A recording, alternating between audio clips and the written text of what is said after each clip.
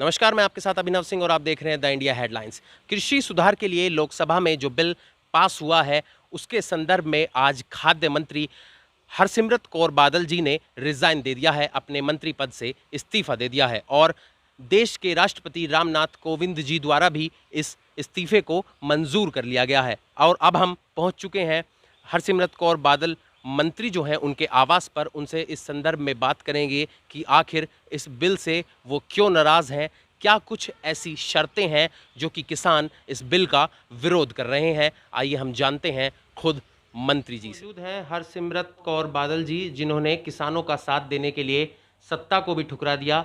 Ma'am, Lok Sabha में ये जो बिल लाया जा रहा है और इसका विरोध किसान कर रहे हैं, अमूमन जो पंजाब और हरियाणा के जो किसान हैं वो इसका विरोध कर रहे हैं। क्या कुछ इसमें ऐसी शर्तें हैं जो इसका विरोध किया जा रहा है और आपने अपने पद से इस्तीफा दे दिया है?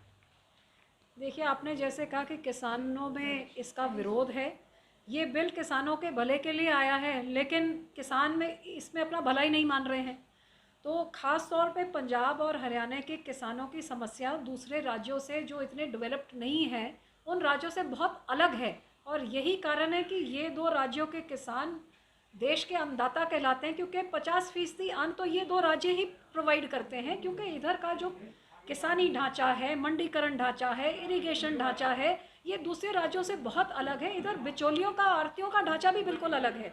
लेकिन आप एक कानून लेके आए हैं पूरे देश के लिए, और इन राज्यों के किसानों को डर है, मेरे अपने किसानों को डर है कि जो बहुत अच्छी व्यवस्था जिस तरह से चलती रही है, आज पूंजीपति जब इसमें आ जाएंगे, उनके हाथ में ये व्यवस्था जब आ जाएगी, तो आने वाले समय में एमएसपी तो जो होगा, लेकिन किसान इनके मोहताज हो जाएंगे। तो ज़रूरी क्या था, जो इनकी मन में शंकाएं हैं, आज सरकार का नैतिक फर्ज बनता था कि इनको बुला के बात करके इनकी शंकाओं को दूर करके वो संशोधन इस एक्ट में लेके आए, जिससे ये इसका स्वागत करें, ना कि सड़कों में इसके विरोध पे उतरे। तो हमारी यही मांग थी कि इसको लगातार, आपको मैं 3 महीने से कह रही हूँ कि इनके मन में शंका है, ये सड़कों पे उतरे, लगातार आपको उसका सबूत मैं दे रही हूँ।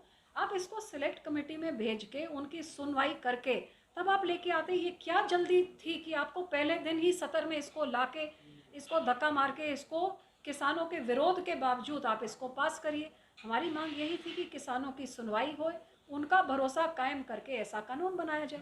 मैम, जैसे अब आपने इस्तीफा दे दिया और आपका इस्तीफा मंजूर भी हो चुका है, तो किस तरह से अब, क्योंकि आप सत्ता से जुड़ी हुई नहीं है, किस तरह से किसानों का साथ देंगी, उनकी आवाज़ को और भी ज़्यादा बुलंद करेंगी, क्या आपकी जो है रणनीति रहेगी?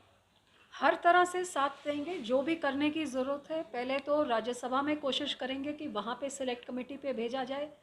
वहाँ पे नहीं होगा तो फिर पार्टी रणनीति बनाएगी। किसानों के साथ जहाँ जाने की ज़रूरत होगी, जो लड़ाई लड़ने की ज़रूरत होगी, ये लड़ाई जारी रहेगी जब तक किसान को ये कॉन्फिडेंस नहीं मिलता कि इसके आने से मुझे भरोसा है मेरा नुकसान नहीं होगा। क्योंकि किसी हालत पे किसान का नुकसान हम बर्दाश्त नहीं करेंगे। कोई कुर्बानी हमारे लिए इतनी बड़ी नहीं है जो हम अपने किसानों के लिए देने की ज़रूरत हो। मैम, आखिरी सवाल आपसे मैं लेना चाहूँगा, ये जो बिल आया, इसमें मुख्य जो शर्तें हैं जिससे किसान बहुत ज़्यादा नाराज़ हैं, वो क्या शर्तें हैं, एक बार आपसे पूछना चाहूँगा, जो मुख्य शर्तें जिनका विरोध बहुत कड़े तरीके से किया जा रहा है? जी, मैं अपने राज्य की बात करूं, क्योंकि सबसे ज़्यादा मेरी बातचीत हरियाणा, राजस्थान, पंजाब के किसानों से हुई है। तो जैसे मैंने आपको बताया, इधर जो मंडीकरण सिस्टम है, अब किसान के साथ मजदूर भी जुड़े हुए हैं जो लाखों की गिनती में, किसान के साथ आड़तिए भी जुड़े हों जो हज़ारों की गिनती में है, और सारा पंजाब का सूबा ही किसानी है। सो किसान के साथ हर एक परिवार जुड़ा हुआ है।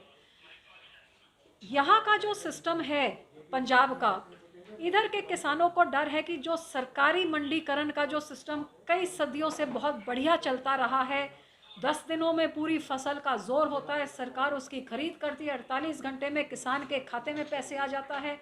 आड़तियों उनका एक बैकअप बैंक का सहारा का काम करता है। जहाँ किसान के कोई फ्लड आ गया, बाढ़ आ गई, कोई सूखा पड़ गया, कोई बीमारी आ गई, कोई शादी आ गई, तो पीढ़ी दर पीढ़ी ऐसा रिश्ता आड़तियों के साथ है कि वो आड़तियों के पास जाके मदद ले सकता है।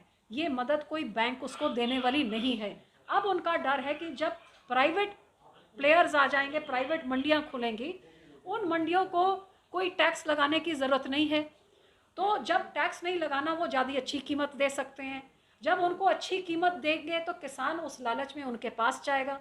जब सरकारी ढांचों के पास वो टैक्स की इनकम घटने लग जाएगी क्योंकि उनके किसान प्राइवेट में जाने लगेंगे, तो सरकारी ढांचा तो कमज़ोर होकर एक दिन ख़त्म हो जाएगा। जिस दिन वो सरकारी ढांचा ख़त्म हो गया तो किसान पूरी तरह से पूंजीपतियों के हाथ में जब हो गए, तब वो पूंजीपति इन किसानों को इनको परेशान करना शुरू करेंगे। तो ये बिल से किसान सोचते हैं आज नहीं कल नहीं, मेरे बच्चों का भविष्य तो बिल्कुल ख़त्म हो गया। वो चाहते हैं कि जिस तरह चल रहा है उनको आश्वासन मिले इस तरह चढ़ते रहेगा।